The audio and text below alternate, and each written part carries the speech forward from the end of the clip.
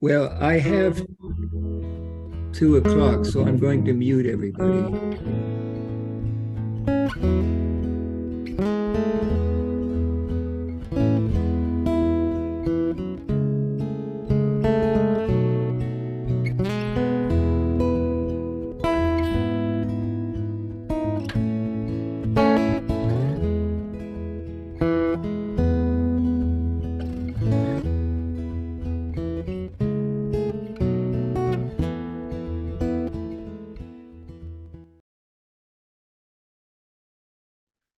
So, I'd like to welcome everyone to the North America Climate Justice Team's June Climate Colloquy. And in response to extensive feedback from his last visit with us, our guest today has agreed to come back and continue to share his insights on the climate issues and how they affect global stability and security. Before we turn it over to our guest, we have a few comments and observations that we'd like to share with you. First, I want to remind you that during today's presentations, if you have questions, please put them into the chat and we'll try to get to them as time allows. And we have several opportunities throughout Dave's presentation today for questions and discussion. We'd like to thank everyone that came by our booth at World Conference or joined us for the Lunch and Learn sessions that our team was part of. And we especially need to thank those people who helped us cover shifts working at that booth during World Conference. And for those of you who newly signed up for the webinars at World Conference, a very special welcome to you. We also need to be thankful that World Conference Resolution 1325 overwhelmingly passed at World Conference. And we're hopeful that this resolution will make this topic more and more important in the life of the church. We were encouraged that one of the amendments actually came from the Order of Bishops, and we hope to see more and more involvement from other groups and quorums within the church. This resolution is very important first step in our church's journey to honor the sacredness of creation and to become more involved in the restoration of our planet. And from this first tentative step, we hope to encourage our membership to help us graduate from individual actions to collective actions that can better advance the systemic changes that are needed to address our current climate emergency. With that, Rod, I'll turn it over to you to introduce our speaker. Yes, thank you. Today we'll be listening to David Anderson. He was on our March session, but again, some of you will be here for the first time, so I'll give a quick introduction. He's an ideal candidate for this topic because he brings the intersection of 3 aspects. First of all is the military. He's a retired colonel in the United States Air Force, so he brings that background. Secondly, he brings a global background in that he received a master's degree in international public policy from Johns Hopkins, and more than that, it's not just an academic background. He worked with NATO, and in particular during the breakup of Yugoslavia and the Kosovo area. So he definitely understands a lot of those types of dynamics.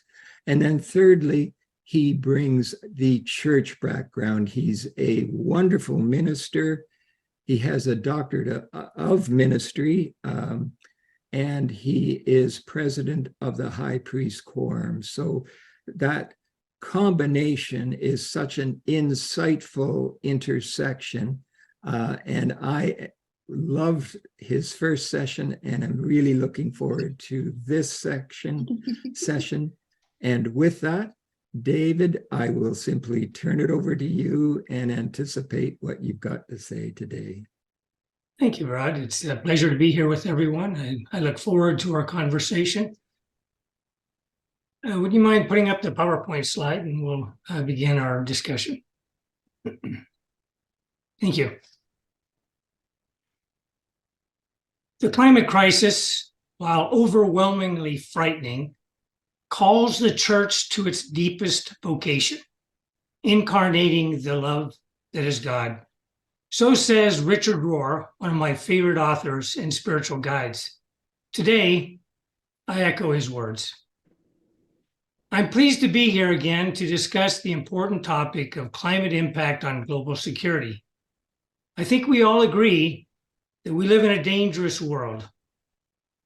Global stability and security is threatened. We have the war in Ukraine, which threatens stability in Europe and beyond.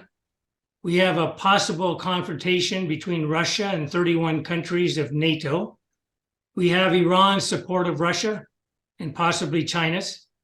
We have a territorial dispute in the South China Sea, which includes China's sweeping claims of sovereignty over the sea and the sea's estimated 11 billion barrels of untapped oil and 190 trillion cubic feet of natural gas. China has antagonized the competing claimant countries of Brunei, Indonesia, Malaysia, the Philippines, Taiwan, and Vietnam. There is a mounting confrontation between the US and China, internal instability within nations, oppression of minorities, scapegoating. 70.8 million people are currently displaced by conflict in the world. And the list goes on and on. I could spend the entire presentation talking about the risks. As we discussed in our last session, climate changes we face in the world amplify these global tensions and have the potential to spark regional destabilization and conflicts. So our topic today is important and critical to a community whose enduring principles of sacredness of creation, pursuit of shalom, and our desire to join God in creating communities of Christ's peace who reconcile and restore. As I mentioned in March, when I was asked to share my thoughts again about the topic, I was excited. Given my professional experience and academic background outside of my ministry and community of Christ, I have a passion for international affairs and security, as well as a growing urgency to do my part in helping to mitigate the climate crisis. So I pray that our path today leads to a more hopeful future. Our topic today is the second part of our discussion. Like part one, as we engage together, I would like our experience to be more of discussion-based and not a presentation. I don't want today to be a death by PowerPoint. Rather, I want us to discuss. I know many of you have an expertise and a passion on your thoughts of how to mitigate and solve this issue of climate change, and I look forward to hearing from you during our time together today. In part one discussion in March, we dealt primarily with defense security policy regarding climate change. However, as someone astutely mentioned in our chats last time, security policy goes well beyond defense. There are other types of security, including energy security, economic security, food security, and yes, even human security. So today, we acknowledge that security is an encompassing topic. Unfortunately, in the last session, we didn't have time to discuss what I consider the most important aspect of our time together. To ask the questions, so what and what now, when we discuss climate impact on global security. Next slide, please. Before we get to the critical questions of so what and what now, I want to remind us of the serious global security implications of the climate crisis. Our climate crisis, acting as a force multiplier, exacerbates conflicts and global problems between nations and within nations. However, there are other conditions that are acting simultaneously, creating instability. Today, I want to share briefly what some international security experts call drivers towards instability. Secondly, we will look at the broader implications of and disruptions on global stability due to the climate crisis and other drivers. Finally, and hopefully, we'll spend a preponderance of our time together discussing the two questions, what now and so what? Next slide, please. This quote is from a report called Global Trends 2040, A More Contested World.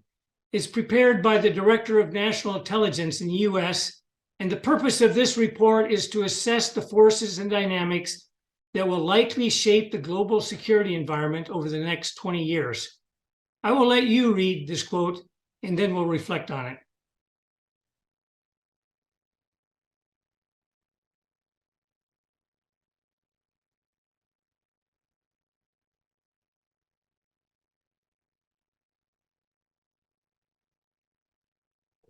So what words or phrases stand out to you as you reflect on this quote? Either put them in the chat or unmute and share it.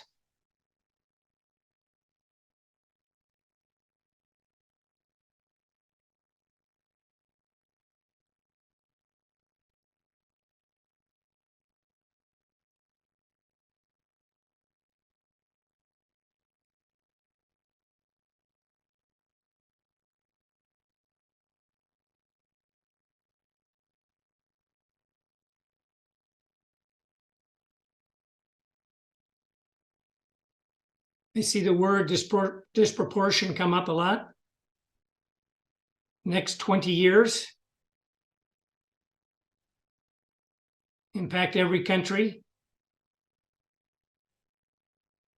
Already those who are burdened pay the costs. Extreme weather events and sea level rise in South Louisiana.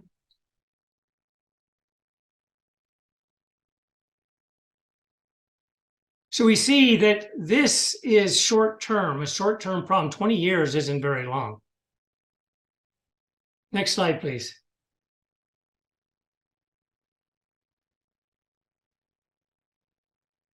This quote is from the Honorable Sherry Goodman. She has a multidisciplinary career as a national security executive, public policy leader, board director, and lawyer. She is currently a senior fellow at the Polar Institute and Environmental Change and Security Program at the Woodrow Wilson International Center and a senior strategist at the Center for Climate Security. She's also Secretary General of the International Military Council on Climate and Security. Again, I'll give you a moment to read the quote. Again, what words or phrases stand out to you? Either put them in the chat or unmute and say your thoughts.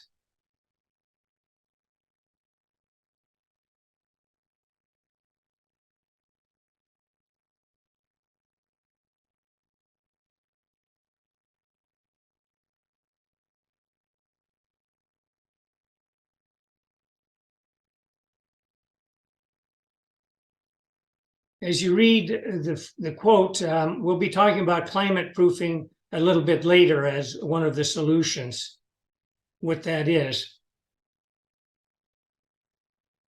Someone wrote unacceptable, climate-driven water insecurity,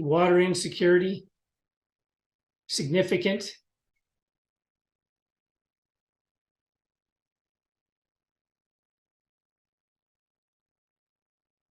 What I see or what I read is avoid significant, severe, or catastrophic global security consequences.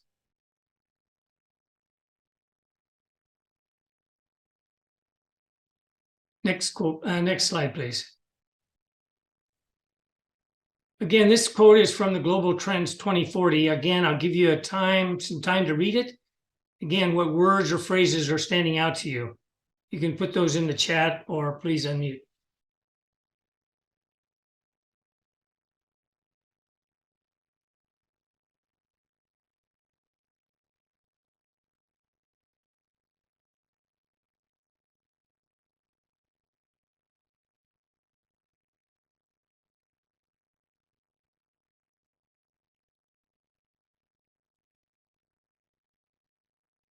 Hard choices, drastic.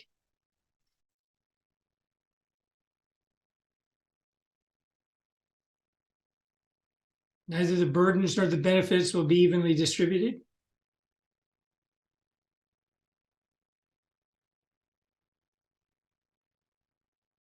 Water that most of us take for granted is likely to become a currency. Drastic cuts. Okay, next slide, please. Okay, we're just going to take a moment for reflection, discussion, observations, questions, or comments.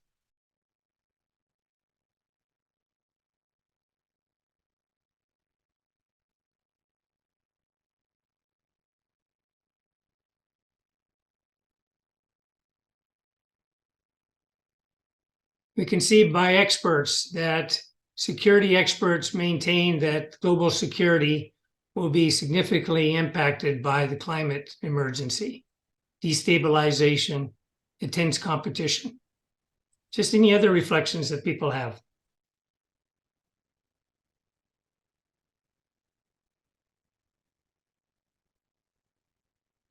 I see I'm worried about how fast we can do this. Because even when they decide that we're going to do something, we don't do it. When the government decides, yes, we're going to do something, we don't do it. And we don't have all day.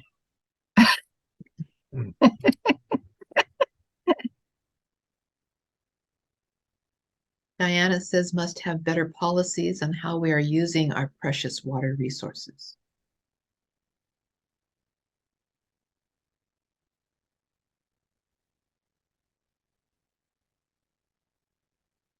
Thing that bothers me right now is to read these comments from experts who are not from the science side telling us all this stuff. They're from the security side.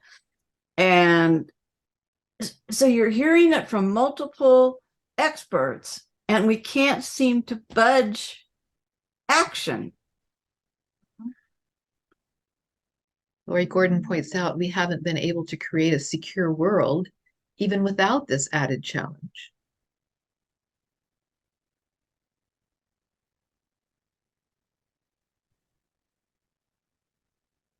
I think we also need more knowledge on recycling. Because when I lived in St. Joe, I knew the person that hauled the recycling to the recycling plant. And she said that they dump it in the garbage if it's got anything in there that isn't supposed to be in there. They dump the whole load. And that was a long time ago, so maybe they've improved that. But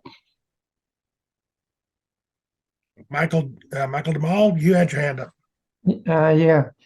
Now, in 2015, the National Assembly for Wales in the United Kingdom passed the Wellbeing for Future Generations Act. That is a brilliant bit of legislation which the world could learn from if they passed their own Future Generations Act. I can read you a little bit if you want. It'll probably take up a bit of time, maybe not. But it's just a brilliant bit of legislation that promotes the future well-being for the people of Wales, and it incorporates a lot of this stuff that we want to do, and it's policy, it's law there. Can you put a link to it in the chat? Yeah, I'll try to. Thank you. Yeah, okay.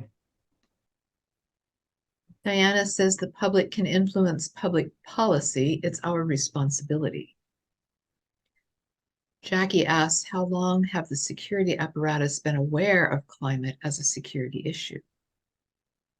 Do you have an answer to that, David?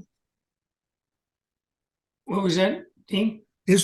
How long has the security apparatus been aware that climate is the multiplier that it is? I don't know to answer that question, but given my experience and background, I would assume that as soon as it started to come to bear on, the seriousness and of the consequences. I think the international security experts, national security experts follow the trends quite seriously. So I think from the inception, they're sounding the alarm. Question from Catherine Striley. Do policymakers in the developed world just assume that it's okay because we'll be the haves and not the have-nots? To clarify, through powering over everyone else's interests in any way. So do policymakers just assume that because we have what we need, it's okay? Is that a rhetorical question, you suppose, or? I think it's a good question for reflection and ultimately asking those who are in positions of power. Gary? Well, maybe I'm looking at this from a distorted perspective, but from what I'm seeing, sort of reading between the lines, there are two significant problems that have to be overcome first. The first one is that in places like the United States, some degree in Canada, but a lot of other countries in the world, climate change is denied by a major portion of the population in political power. And secondly, in other countries like Russia, China, Iran, you name it, India, despots and other political leaders bent on their own survival or whatever are using the climate change fears in other countries and playing on those to get away with stuff that they wouldn't attempt to get away with if everything was kind of calm and serene on the outside. So I think we have two major political issues that have to be addressed first. Well, among the first things, while we start thinking about all the other things that are going on. So I think that's a good segue into David's next section of this presentation. You want to bring the slides back up, Paul?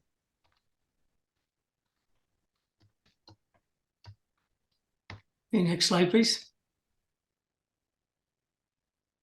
Listed on this slide are three drivers toward international instability. Climate change is one of them.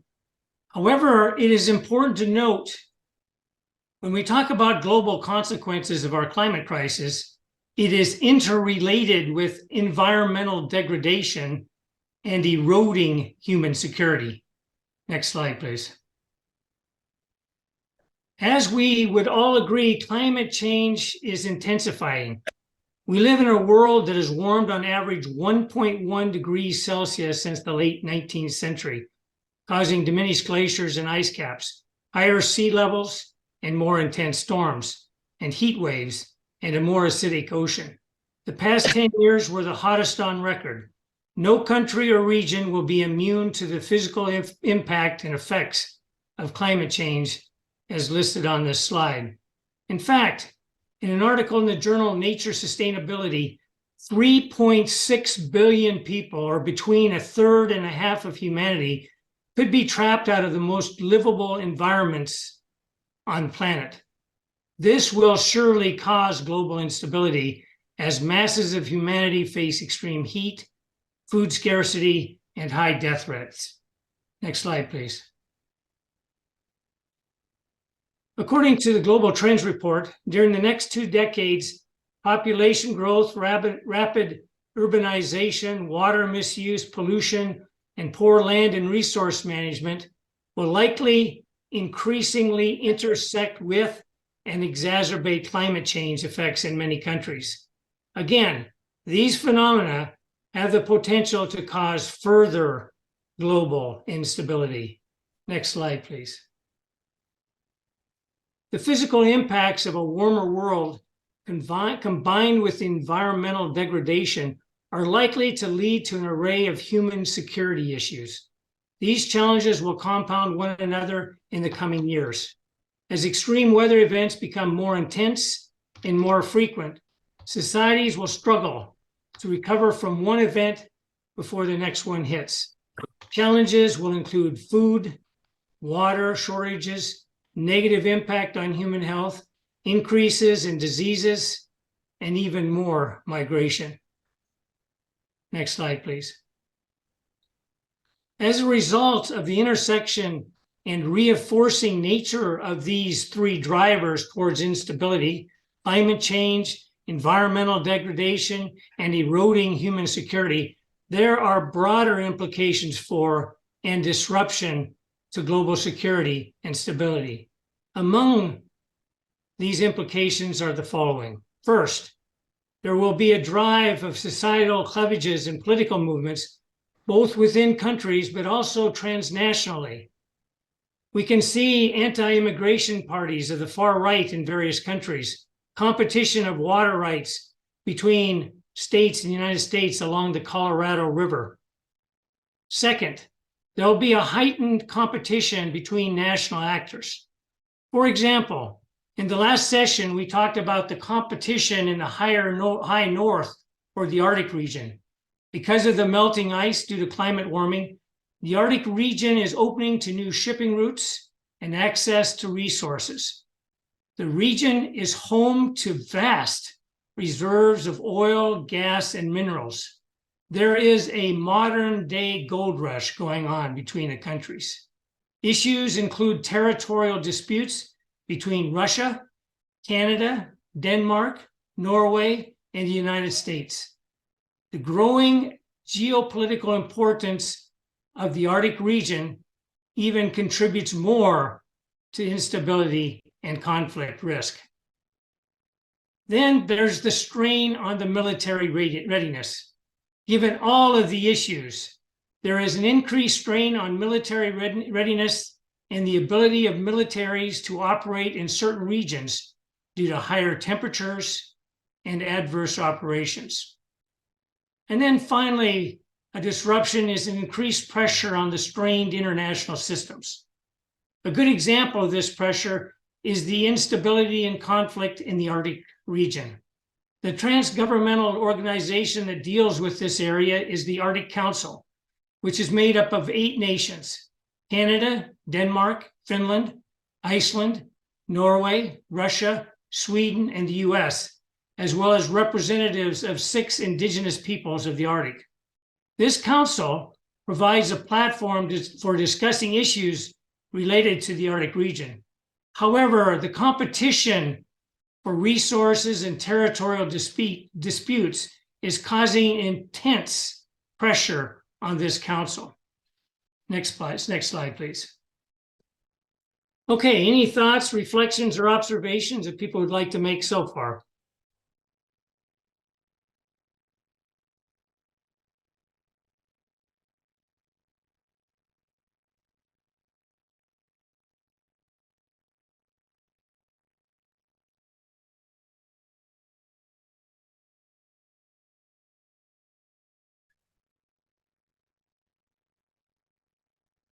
Gary Ireland.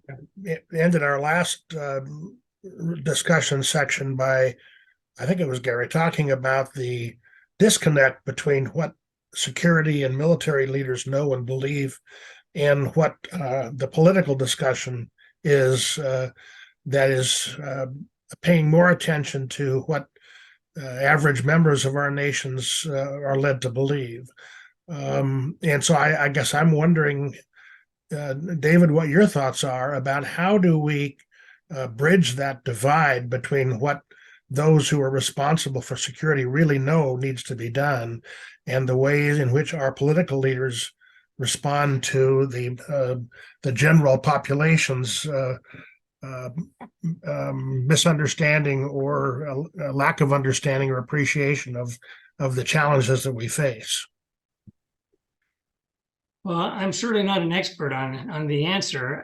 I have thoughts, and we'll be talking more at length about, so what and what now. I guess my initial reaction is activism on the part of the people to persuade policymakers to make a decision and make the right ones.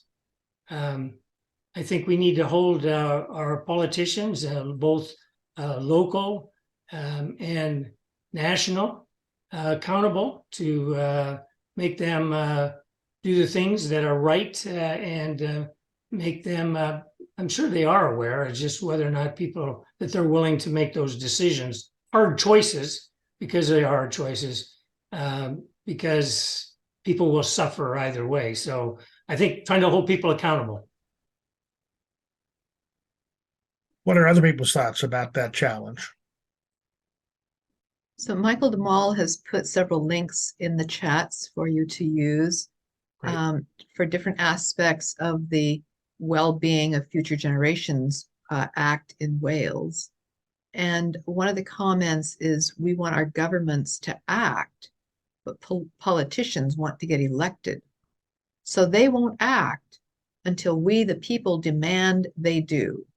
And effective action is going to require more money. Are we ready to pay more taxes? Good questions.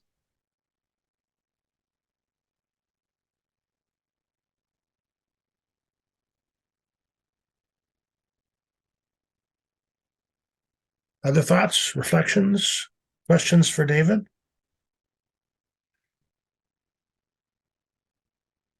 Lori? So it strikes me that in this era in which disinformation is so effectively distributed and disseminated through social media and other types of outlets, that the enormity of even being on the same page is beyond imagining. We can't even agree on that set of facts, and yet there's the political manipulations that strive to keep people in power are fueled largely by that inability to really look deeply at truth. And I just want to add that disinformation is another one of those factors that really complicate this situation.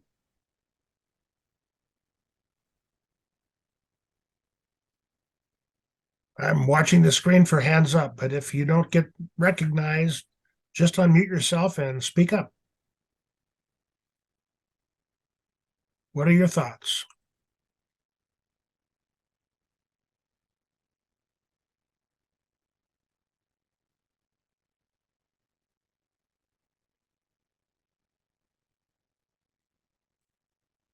I'll give another minute or so, but then David, I think people are ready to move on to the what now and so what part.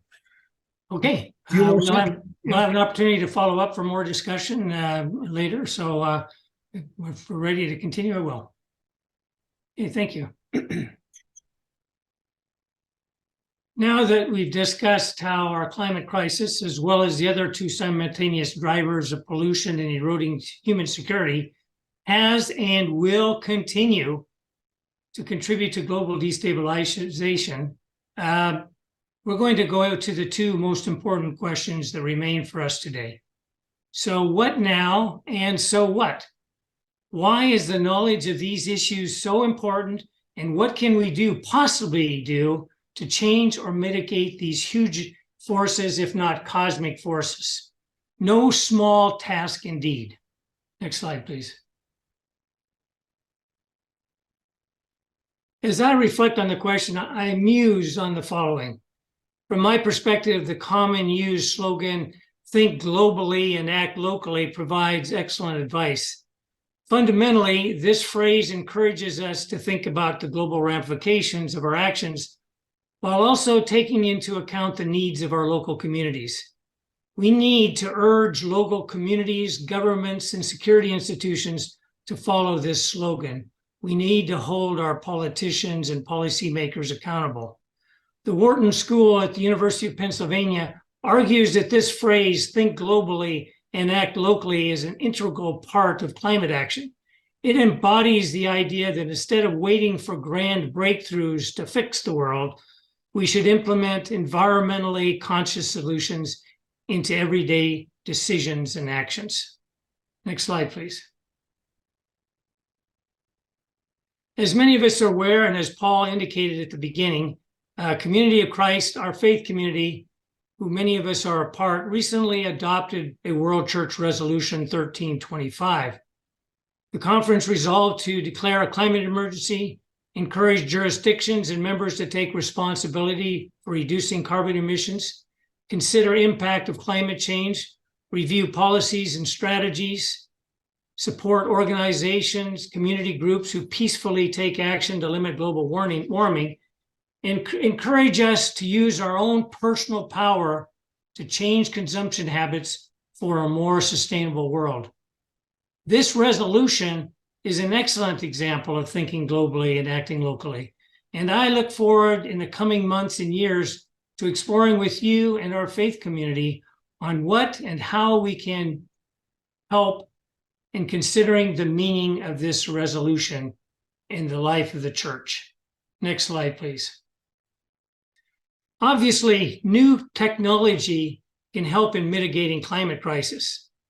In order to help with our climate disasters and crisis, we need to encourage our congregations, local communities, nations, and non-governmental organizations to invest in new technology. This list provides some key emerging technologies that show promise. The solar and wind powered plants, the cost to build and operate new solar photovoltaic and wind power plants is broadly cheaper than equivalent fossil-fired power plants. Then there's advanced energy storage will be needed to enable more renewables in grid systems. Lithium-ion batteries have seen large cost reduction and performance improvement. Then green hydrogen produced through electrolysis with no byproduct has the potential to play a greater role in storing excess solar and wind energy and helping to decarbonize heating industry and heavy transport. Then there's an emerging technology called geoengineering or solar radiation modification. This is a proposed type of climate engineering in which sunlight or solar radiation would be reflected back to space to reverse human-caused climate change. Current research is almost entirely in computer models with academia, non-governmental organizations, and private companies in the lead. Next slide. Another very important response to the question, what now, is to become more informed. In my preliminary research, I have found some excellent resources on this topic. Next slide, please. One of the best sources on global security and climate change that I have found is the organization International Military Council on Climate and Security. We talked about this in the last session. The organization is a group of senior military leaders, security experts, and security institutions across the globe dedicated to anticipating, analyzing, and addressing the security risk of a changing climate.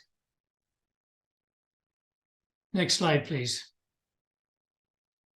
Recently, I've purchased an excellent book from the Alban Institute called Climate Church, Climate World, How People of Faith Must Work for Change. It contends that climate change is the greatest moral challenge humanity has ever faced. Hunger, refugees, poverty, inequality, deadly viruses, war, climate change multiplies all forms of global injustice. The author calls on the church to meet the moral challenge, proposes new approaches to and ideas for worship, preaching, witnessing, and other spiritual practices. A newly revised and updated edition includes a new chapter on policy and political shifts. And the publication is 2023. So it is a very current book. Now, I haven't read it completely, but there are some theologians and authors that I deeply respect, and they give it raving reviews. These authors and theologians, you may have heard their names: Brian McLaren, Richard Rohr, Walter Brueggemann, Jim Wallace, John Doerauer, and Jim Winkler. Now, I'm seriously considering facilitating this book in a book club in my role as the High Priest Quorum President, likely in the fall 2023. So if you have any thoughts on that, please let me know. Next slide, please.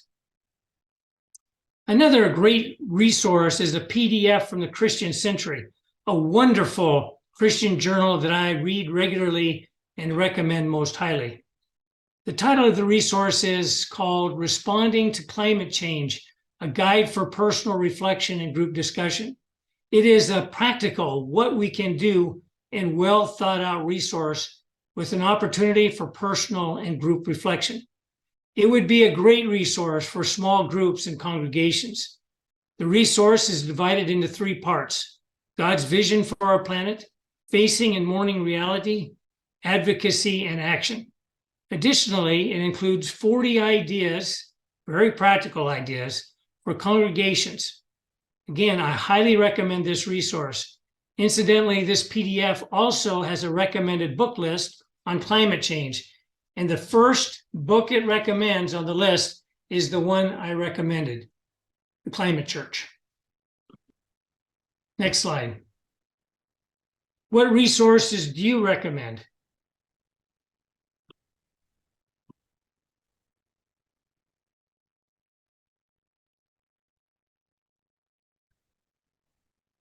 Do any of you have resources you've seen or used that you would suggest to others in our group today?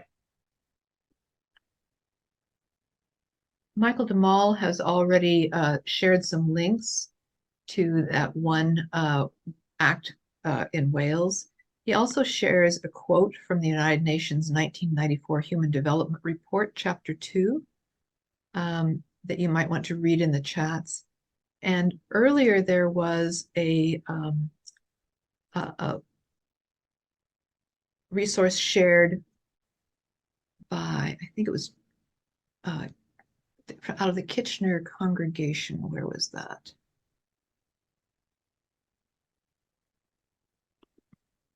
A book that had been read. Sorry, I'm trying to find it now. Yeah, I didn't name the book because it was 15 years ago that I read it. Okay.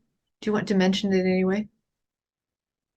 Well, it was just that that's actually what started me on my journey of being concerned about climate change action and activism. Was a book I read back in, it was around 2009, and it was written by a scientist from British Columbia who had worked with a group that was researching climate realities for the Canadian government and defense systems.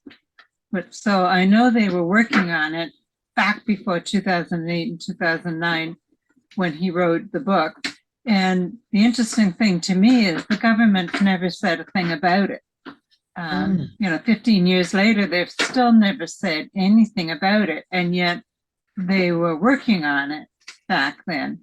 And it was a pretty dire book. It painted, they basically grouped it into worst case scenario, best case scenario, and middle of the road scenario. And if you're interested, the worst case scenario that they were projecting back then was, aside from everything else, that there would be such a reduction in agriculturally valuable land that the world could get to the point where it could only support a population, a total population of 300 million people. And it went into a lot of then the global security conflicts that would ensue. So that's enough about that book, but it woke me up. Lori has a hand raised.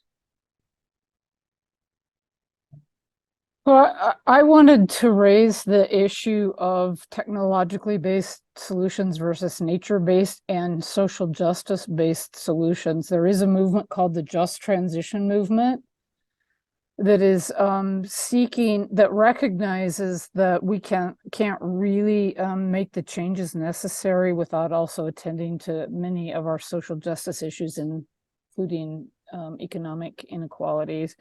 So I already put something in the chat about that a little bit more, and wanted to also recognize that we do have posted on our website some book reviews that you can go to and look for in terms of things that you can either learn more yourself or that you can we think might work in study groups and congregations. But I'm very interested in this just transition movement that recognizes that we can't do it simply through changing our technologies and continuing to consume the way we do. So my soapbox. Thank you. Do any of you have thoughts about the first statement in this section? Think globally and act locally. What are some of the local actions that you feel you could do or that you know others have done? And I'm thinking particularly not just about personal things like recycling and so on, but things you could do within your community to promote collective actions taken to mitigate the climate crisis. Any of you have any thoughts about that?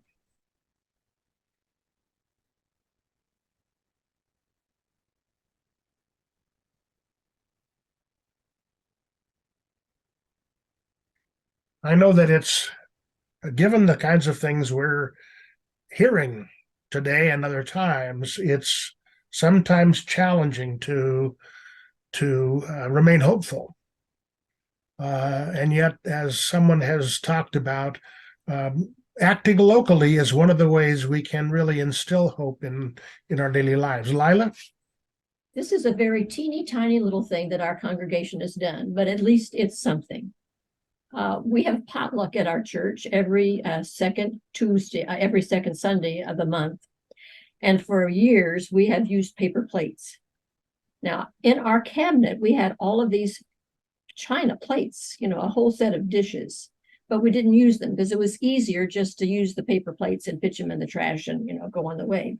So we finally have made the change and we are not using paper products anymore. We are using the dishes and washing them in the dishwasher. It's a very small thing, but I think it's at least it's a step in the right direction. Multiple small steps add up. Yeah. Other thoughts? There's some other resources that have been suggested, and a question. The question, perhaps you can respond to, David. Are there model cities or communities as guides for my own community that I can share awareness? And while you're thinking about that, note in the chats some suggestions: How to Be a Climate Optimist by Chris Turner, books by Judith D. Schwartz, which include Cows Save the Planet, Water in Plain Sight, The Reindeer Chronicles. David Brock has offered a link for International Military Council on Climate and Security, Climate Church, Climate World, How People of Faith Must Work for Change by Jim Antal, and Responding to Climate Change, a Guide for Personal Reflection and Group Discussion by the Christian Century. And there's 2 links there. And there's a link about hydrogen technology. So I just wanted to point out those resources in the chats.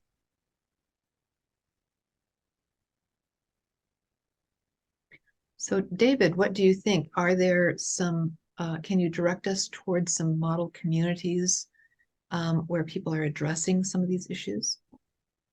I don't have an answer on that. I'm sorry. I would have to refer to the team to see if there are. I'm not aware of any. Okay. I put you on the spot. I thought perhaps in your reading. No, that's okay. I don't know of any. It's something that's a good question that we need to find out. Michael DeMol, your hand's up again. Do you have other notions besides the Wales legislation you'd like to share? I was just going to say, I won't keep harping on it after this, but they provide an excellent example in the lives they're living in Wales with this.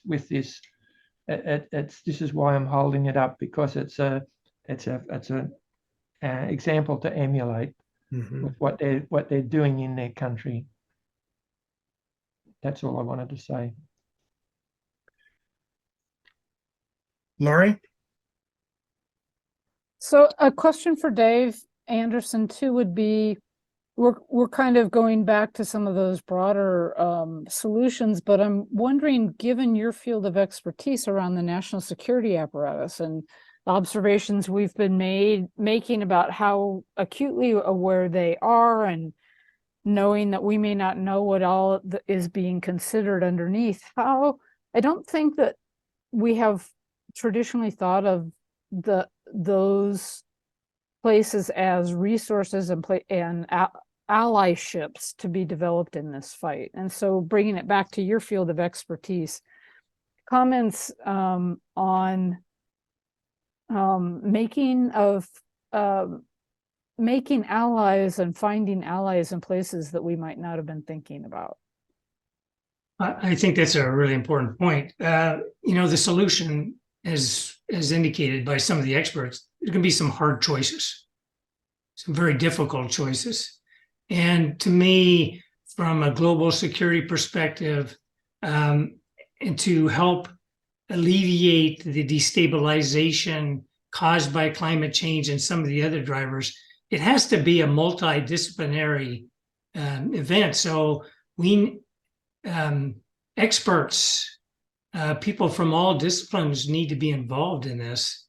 And we'll talk about it a little later. And I think someone mentioned about technology actually thinking it's going to solve the issue or help mitigate the warming of the planet. It'll actually maybe even be problematic environmentally. So there's just a lot of things that we need to think about. So to answer your question, it has to be a multidisciplinary event. We need engineers, scientists, ethicists, academics, all of the experts that humanity can assemble together to help mitigate these issues.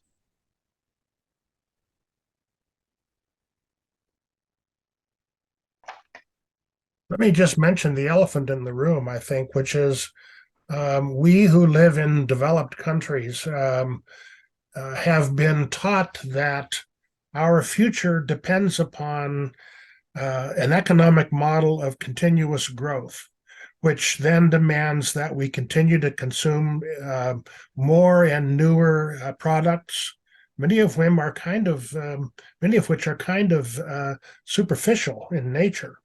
But there are planetary limits. And so the challenge, I'm wondering how you feel about the expectation that we really re-examine our daily lives and how we contribute to that economic model of growth, that somehow if we stop consuming and buying new things, our economy will not do well. We'll go into recession. We're hearing that drumbeat constantly.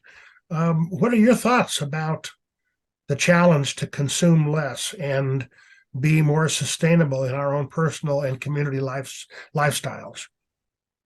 Another very good question. I would love to invite an economist to talk about that. And I would agree with you that the consumption model, hyperconsumption, the consumption idea that we consume products, in our situation, environmentally, climate-wise, is counterproductive. So we need to re-examine our own personal consumption. And I think that's one of the things we can do, act locally or individually, is to figure out ways to hinder or to mitigate the consumption that we all participate in it.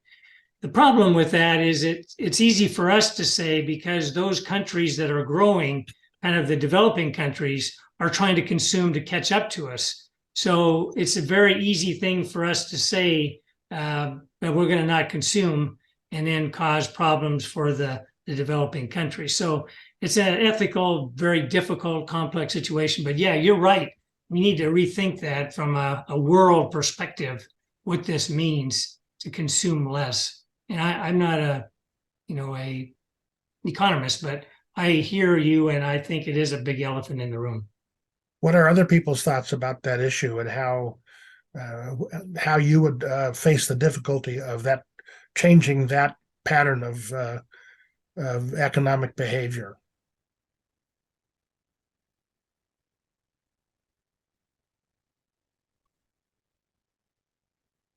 Hard to do, easy to talk about. I'll jump in quickly. we are looking to maybe bring in another economist. You may recall we had one session on the circular economy, which is one way to address this issue that is perhaps more feasible. I love this conversation because it is getting down to some of those very entrenched notions, and economy always, or economics always seems to trump everything else in a conversation. And how do we become an alternative? As a religious community, this is one of the places where we can join others who are trying the same thing. So just hints at some of the things that we will be looking at to augment exactly some of these issues that David is raising, that don't have easy answers, but are critical in the long term. And I'll simply leave it at that. Joan, you had some thoughts?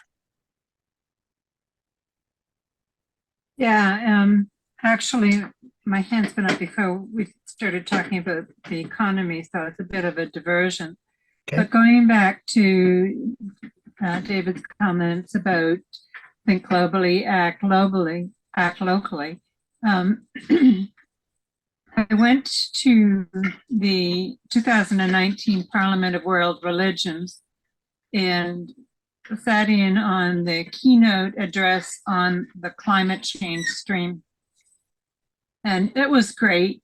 And one of the things that they said was that there's no incentive for politicians to act on climate change unless the voters demand it. So they will not be the first. They will be followers, not leaders. There's no incentive for business to act on climate change unless the consumer demands it. So again, they will be followers, not leaders.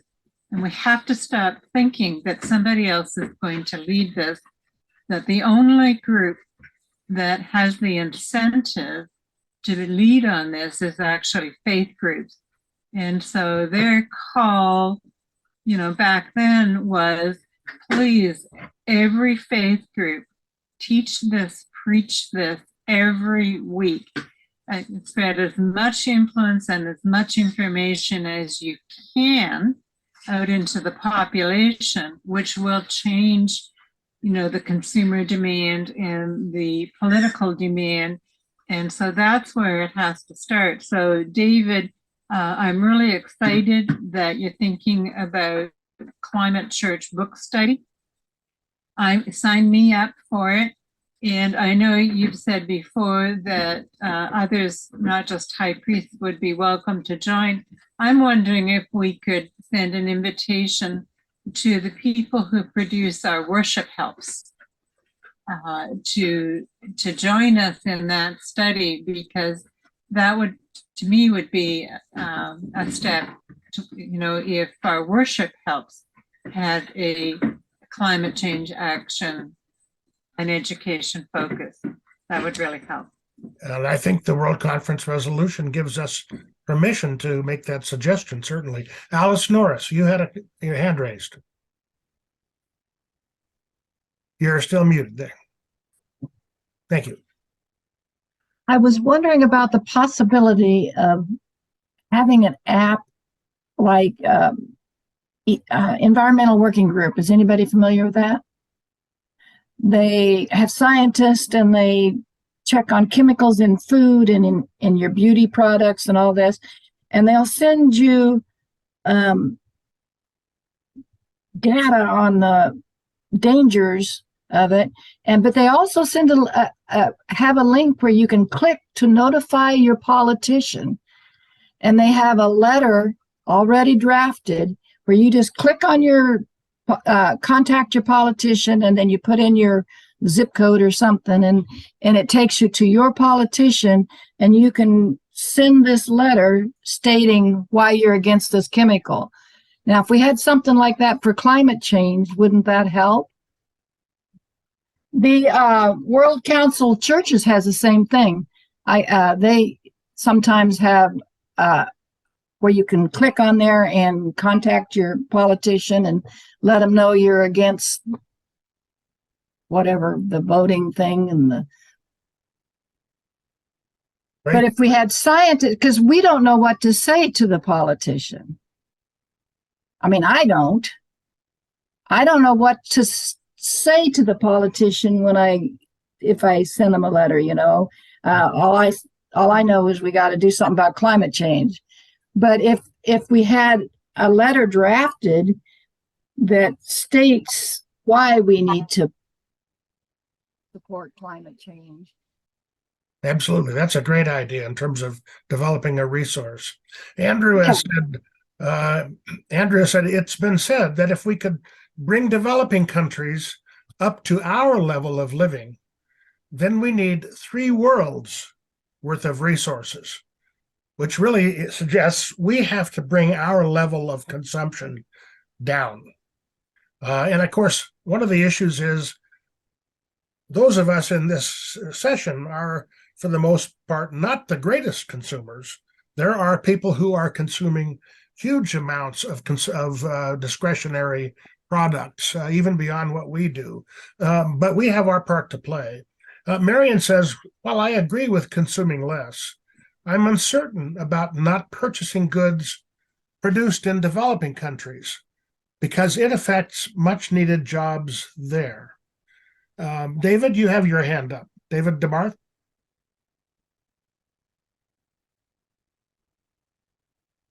You can't hear you, David. I don't see you muted. You must have something else off.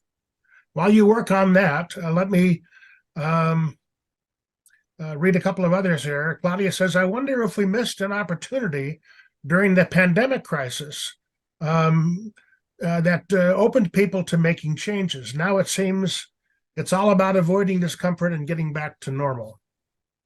And Joan has another, she posted in chat, the Story of Stuff website, which has very, very consumable, easily consumed, so to speak, information on how it is that our consumption affects the world that we live in. David, have you got your sound problem fixed? Not yet. Lori, you have your hand up. Part of the problem with this question for me is imagining what life would be, how life could be different. And it's possible that life could be different in a more joyful way, even if I don't have quite as much as I've got right now.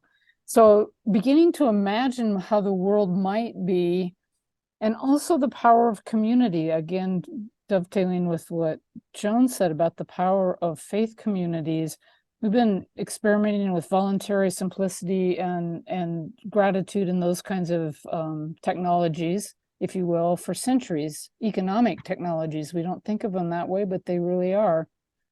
But I just wanted to share really quickly, I read an article in Greta Thunberg's book by a man from Bangladesh saying, we could teach you so much about this.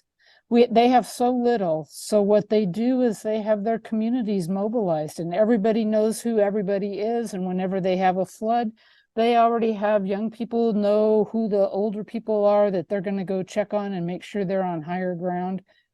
So I just want to make that comment that as I look at my own fears around this, it's possible that even though I may have to give up a lot of economic security, it's possible that maybe testing will be different. Good, David, I hear you. Thanks, Lori. David, we hear you now. Go ahead. Yeah. Thank you. I'm sorry. I don't know what happened there. I wanted to comment. What we're talking about now. Whoops, we lost you again. I'm hearing myself coming back because of an echo. I see. Well, I'm gonna. If you can hear me, we can hear you fine. No echo. I'm going to go ahead and talk. What we're talking about now is wonderfully needed way to be stewards over the earth. We need to be good stewards, but it is not climate change. Climate change is not the problem. In my opinion, the problem is not climate change. That's the symptom. That's that's an effect, not the cause. The cause is global warming. Global warming is caused by increasing greenhouse gases in the atmosphere. So if we're going to affect what we've called climate change, it's really a fairly simple one-shot place. We've got to change what we're putting in the atmosphere. And all the rest of this is great, but without getting our politicians to recognize that the fuel companies have really bought us out by convincing us that it's climate change we need to affect and turning us away from global warming, turning us away from adding greenhouse gases in the atmosphere, we're missing how we're ever going to stop it. And I think the 1325, when you read that again, does a good job of dealing with global warming is the problem, not climate change. Thank you. And so I think you're talking about actions that can help move away from fossil fuel consumption. Alice, you had your hand up again. Are you still? Yes. I saw on the news one day that Maine, the state of Maine, has they put a tax on companies that don't put their product in recyclable containers, and they give they charge them for the cost of it. But if they do put theirs in recyclable containers or whatever, environmentally friendly, then they give them a tax break. So it's apparently working. Yep. So that would be one thing our states could do. I don't know.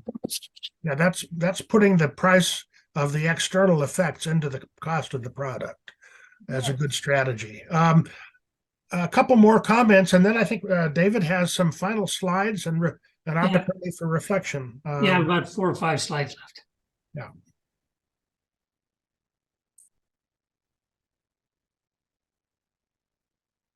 And I just want to mention Diana in the chat says, I think the pressure of the big banks that are financing new fossil fuel projects. And Nan endorsed Lori's comment a few minutes ago. Okay, let's put the slides back up again, and David, we'll let you continue on. Okay, thanks.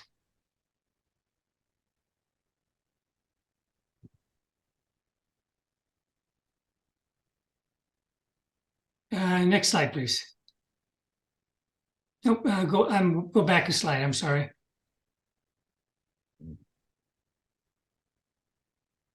Okay, continuing our discussion on what now. As I reflect on my professional background, my own experience of this complex issue, and search for solutions and resolutions with viable actions, I believe strongly that we can't act in isolation. Next 2 slides, please.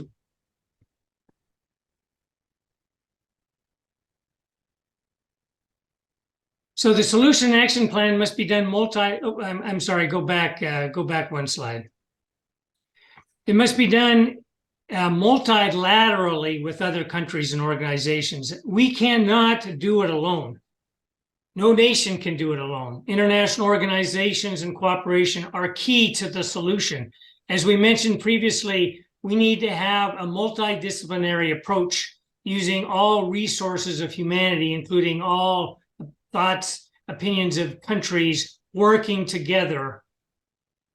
Additionally, richer countries need to provide a development assistance for vulnerable nations who are likely hotspots of instability. It's called climate proofing.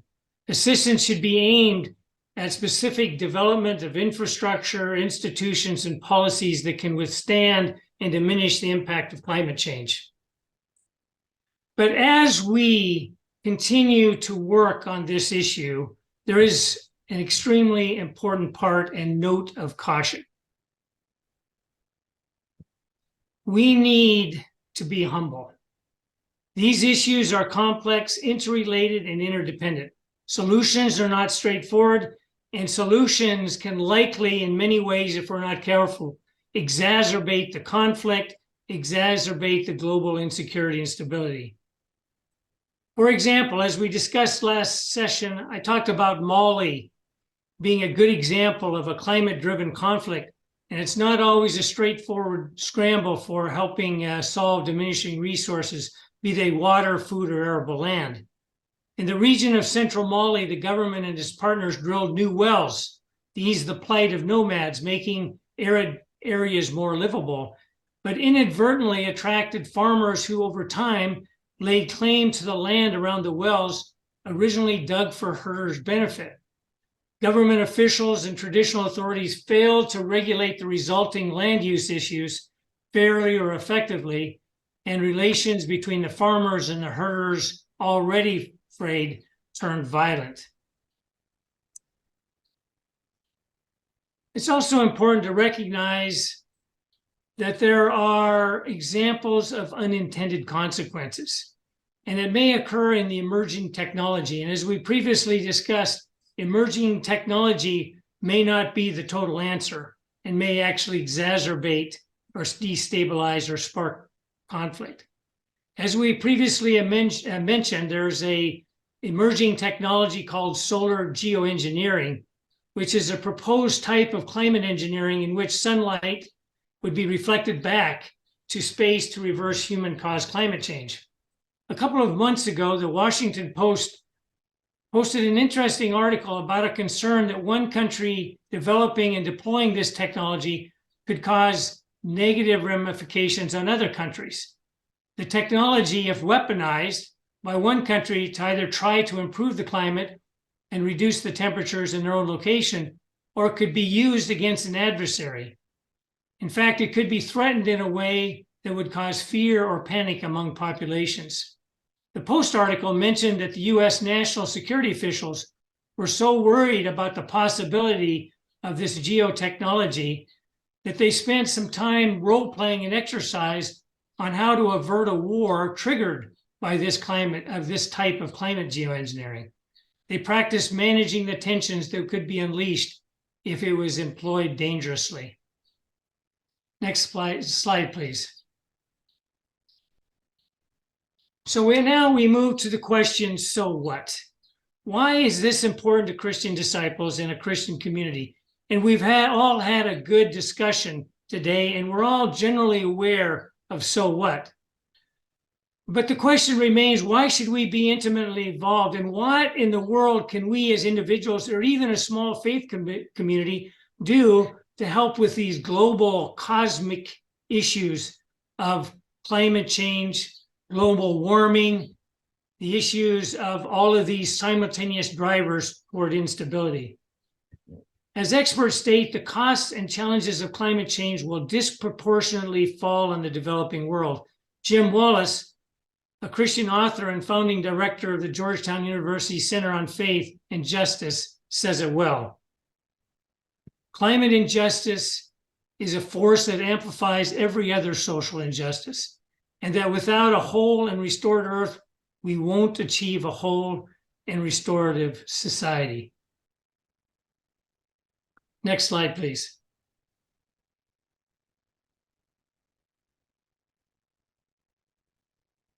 We believe in the sacredness of creation, and as such, we join with God as stewards of care and hope for all creation. As the prophet Jeremiah and Steve Easy states in his words of counsel, for in their welfare lies your welfare. We're in this together. As we acknowledge in our scripture and enduring principles, we are called to be a prophetic people, a people of joy and hope and love, called to join God's reign to help others flourish and share God's shalom with our world.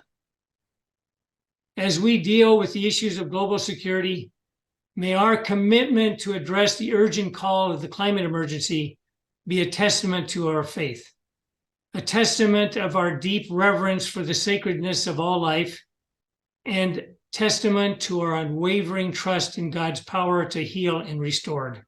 Next slide, please. Any final thoughts, observations, comments, or questions?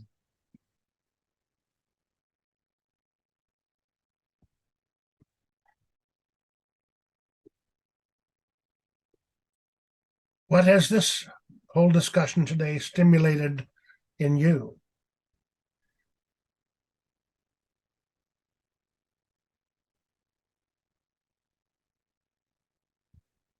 So we have an entry in the chat from the Philippines. Good morning, everyone from the Philippines. What we can do here as third world country is to educate and mobilize those small communities where CORD is working with to support what our government is doing to fight global warming. And with our mission center here, it has been integrating care for creation as part of our ministries. And with apologies for being late, but welcome. We're so glad you were able to join us.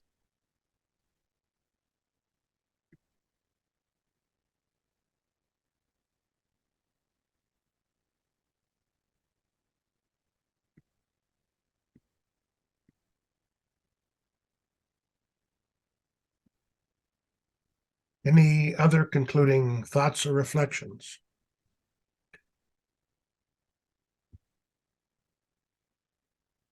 And Susan, you have a request from Michael DeMole to maybe check in after the Zoom. Yes, Michael, I can check in with you after the Zoom. Edward Billings, were you trying to speak? I was looking for the raised hand, and thank you for recognizing me. Okay.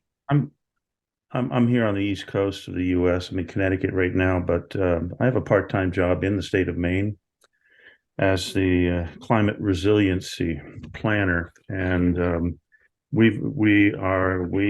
am constantly addressing this issue. In fact, I spoke at the Norwalk congregation this morning, and most of my thoughts were centered on this exact problem. And the last slide is indicative of certainly a major portion of people's reaction. So what? It's not my problem. But there was a seminar at the University of Maine in Orono several weeks ago, and it was attended by a lot of professionals, and probably I would say close to 200 people in my immediate area up there. And we spoke about many things: solar, wind power, electricity, zero carbon footprint, and it is such a multifaceted issue. It is a global issue.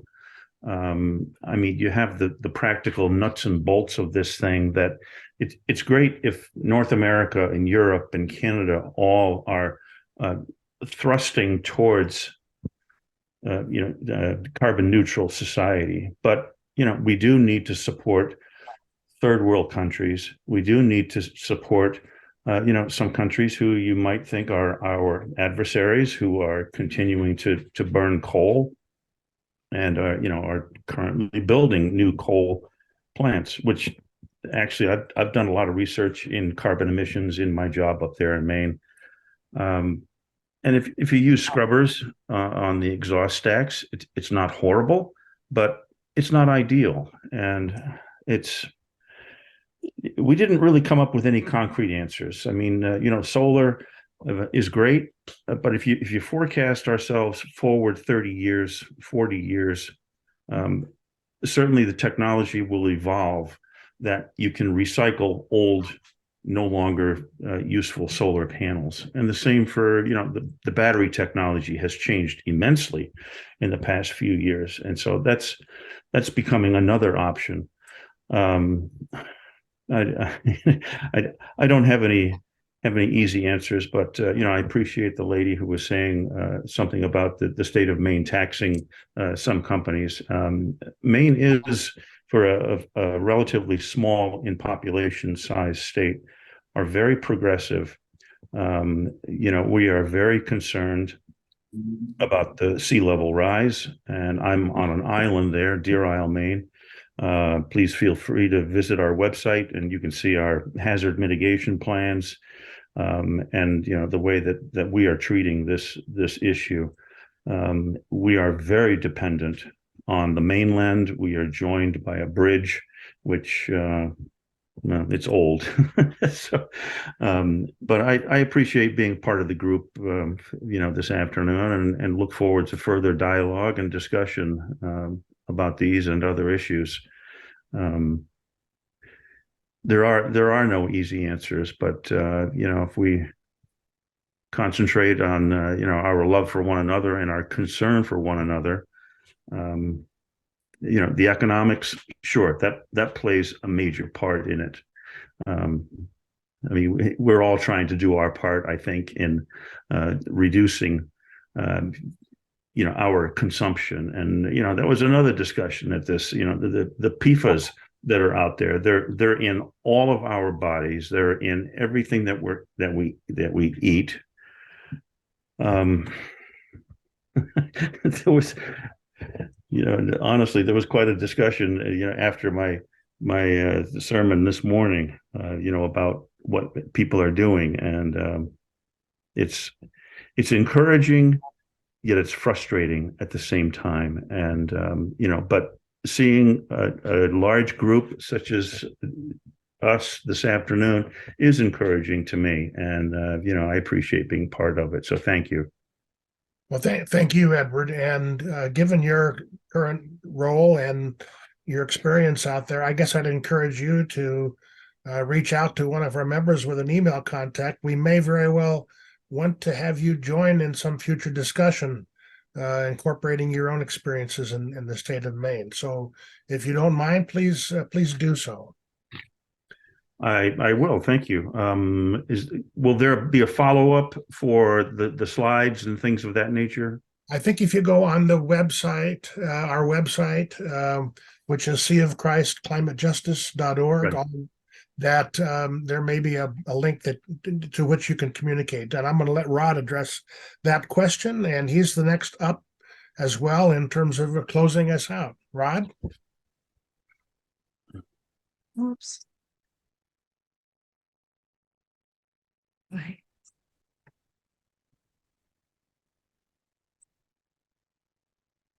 Yes, thank you. Thank you, everyone. This is the type of conversation that thankfully we're getting down to, because it's dealing with the real, some of the real obstacles and challenges that are before us. But before I get to that, you got a slide sitting in front of you. And so I want to first of all thank David Anderson for being willing to put on this two sets, because this is this does help illustrate some of the tough issues. There are some much simpler things that we can do, and I'm glad I saw some of that in the chats. Absolutely, everything that we can do will make a difference. But at this higher level, it does get much tougher. So thank you, Dave Anderson. In terms of that root beer, that may look like it was sort of a bribe. And I hope you'll maybe, I was trying to think of a good way of getting around that, and instead think of it as a celebration of the work that he's put into it. And it's worth being with you all, and also having the root beers. So life is good. Yes, life. Yes. Okay. Thank you. In terms of these sessions, this is the last one for before the summer. We will not be having any sessions over the summer. but we will be starting again in fall. We have some ideas already and are starting to line people up for that. If you remember one of my earlier points, I was saying we need the information, but we have got to take the information and keep weaving it with actions, but move it towards action that is the life affirming. And this is an indication that some of those are going to be tough. And so I wanted to leave you with similar to David's slide mentioning President Veazey and such. I mean, I've been at this for decades, and I'm actually at my most hopeful now, as odd as that can sound. Not particularly for good reasons, but nonetheless, I won't get into that. But what I want to leave you with is at least my sense of God's Spirit. It is an inextinguishable spirit that is always coaxing us to life. We have to recognize that what we're in right now is a transition. And in a transition, there are no good answers. There's compromises on everything that we do, and we just have to fumble our way through until eventually there will emerge. And the sooner it happens is the sooner we listen. The world listens to that spirit throughout the world eternally that has been coaxing us to life. It gets distorted, it gets twisted, but it will continually come back and coax us onto that path, show us that vision. And that to me is the ultimate anchoring that keeps me going. That anchoring of hope is in God's spirit of goodness. It will never cease. It will keep coming. And there are wonderful people. I'm looking at some of the most wonderful people right now. But think, in all the religions, and even atheists, for heaven's sakes, can sense goodness, can sense life of affirmations. And it's that coming together in community, that word community. So let's, as we go forward through the summer, keep thinking about these things, keep looking at ways that we can address things. For sure, it's going to require that political constituency that we can give. And for sure, we can provide letters, draft letters that you can help. But there will be a variety of ways. That's the nature of our enduring principle of diversity. You're all going to have your own way that fits for you. So spend the summer pondering that, but do not give up hope, because that rests with God's spirit of goodness, and it is, as I say, inextinguishable. So go forward through the summer with that sense of hope, listening to that spirit of goodness.